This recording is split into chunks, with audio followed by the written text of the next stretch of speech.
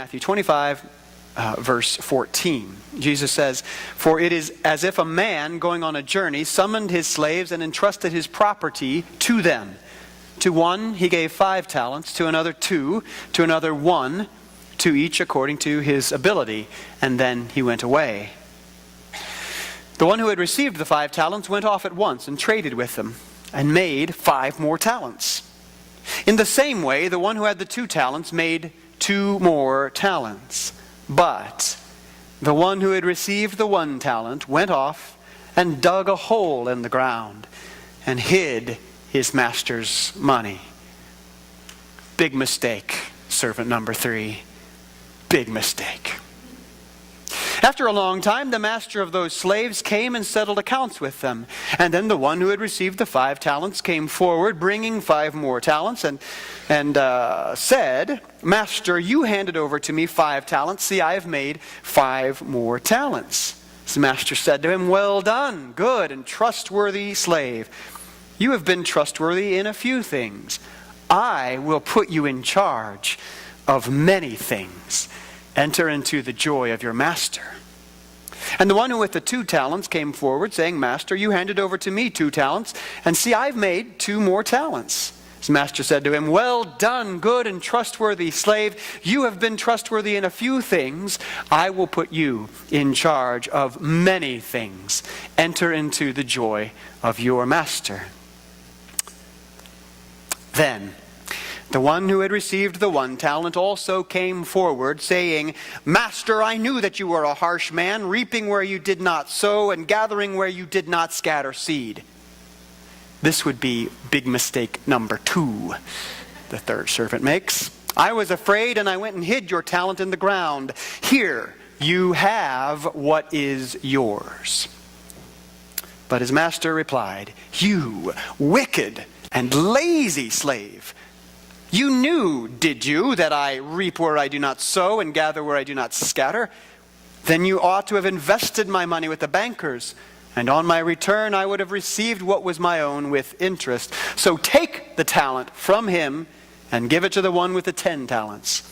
For to all who have, more will be given, and they will have in abundance.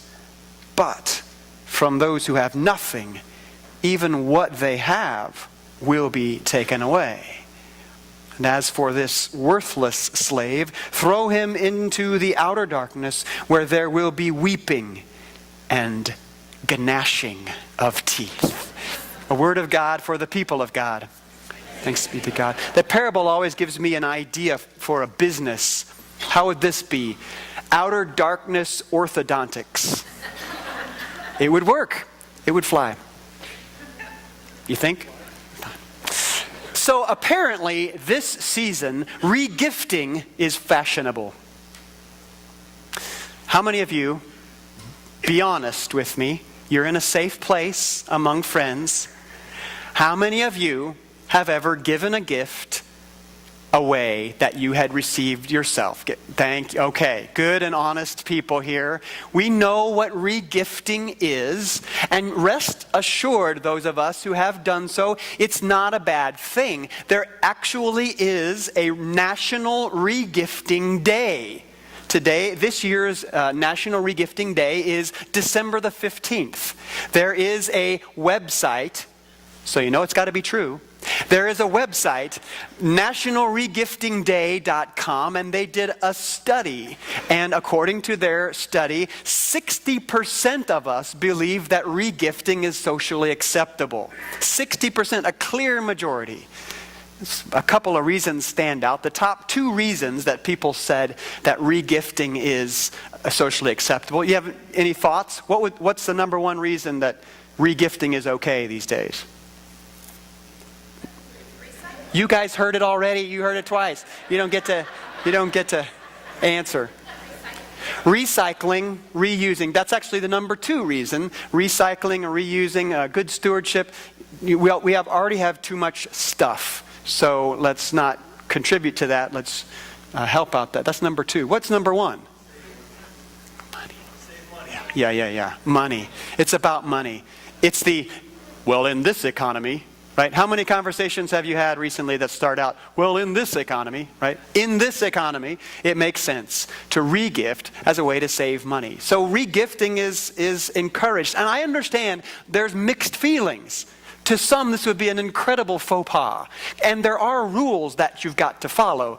Number one of which is, don't give the gift back to the person who gave it to you. That would definitely be a no-no. You shouldn't regift like handmade things that are nice. So there's certain etiquette and rules that go with it. But we're not of one mind as to whether this is it's hard, really. Regifting is hard. Giving gifts, receiving gifts, it's hard. We sometimes get things that we don't really care for.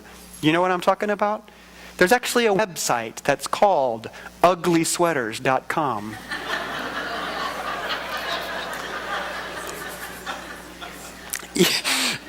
You know the sweater that you get from Aunt Mabel? Anybody here named Mabel? I don't want to. Aunt Mabel gives you the sweater and you're like, oh gosh, thanks, Aunt Mabel. Like the kid who gets 2 sweaters on his birthday and Aunt Mabel's there in the living room and Mom helpfully suggests, why don't you go try them on so Aunt Mabel can see them. And he goes upstairs and puts one on, comes back downstairs to the living room and Aunt Mabel says, well, what was wrong with the other one? Well, you'll get that later in the afternoon. It's hard. My point being, it's hard to get gifts, to use gifts, to know how we should utilize the gifts in our lives. It's difficult to understand, but the truth of the matter is that the gifts that God gives to us are so amazing that God actually encourages, not only approves, but encourages, we might even say expects us to regift them, to give them away. The things that God has given us are not intended for us to just hold on to for ourselves, but God encourages regifting our spiritual gifts. Like in this parable that we just read.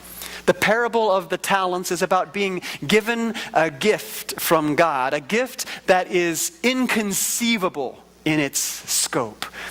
We have servants who are given 5 talents, 3 talents, and 1 talent. And as Molly mentioned, that talent is actually a unit of weight.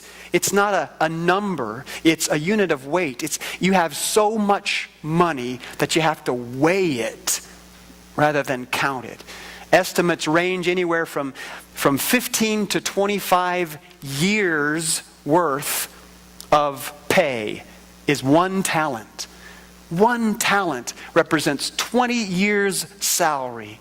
So all of the servants are given a gift that they can barely get their minds around. Such an unimaginable sum of money, several $million in today's money. Think about how we oftentimes say, well, the 5-talent servant got a better gift than the 1-talent servant, right? Because more automatically equals better. There's no way to compare. Even the 1-talent servant got such an inconceivably large sum of money. The point is not to separate one of those gifts from the other. We know God gives gifts differently depending on who we are. The point is that each one of these gifts was unimaginably large. And so servant number 1 and servant number 2 take their unimaginably large gifts and they go out and put them to work in the world. And they find that as they use these unimaginably large gifts in the world, they actually multiply. They grow.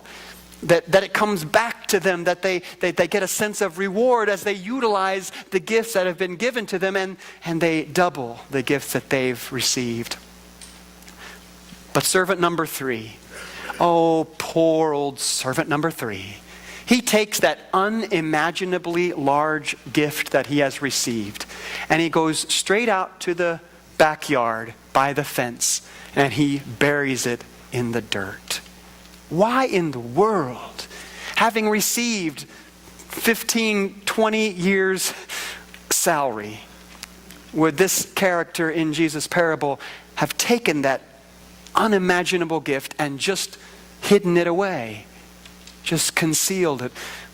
I mean, did he not appreciate the significance of it? Did he not want to have accountability to the master to use that gift? Was he afraid of what might happen if he risked and failed? Why in the world would he have taken this inexpressible, unimaginable, gigantic gift and hidden it away? Well, the master comes back. The master comes back and calls the servants together, and servant number 1 and number 2 are happy and say to the master, look what happened. Look what happened with this unimaginable gift. When we used it, it doubled. Grace multiplies. Love expands. It is the character of God's presence to move outwards and grow. And when we put it out there, it increases. Look what happened. And the master says, great job. Wonderful job. Well done, good and faithful servant.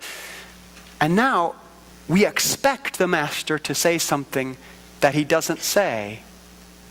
We expect the master to say this so much so that we actually hear him say it even though it's not in the text. What we expect the master to say is, and now give me back the money that you earned for me. But that's not at all what happens. Well done, good and faithful servant. You've been faithful with a little bit. Here, have even more.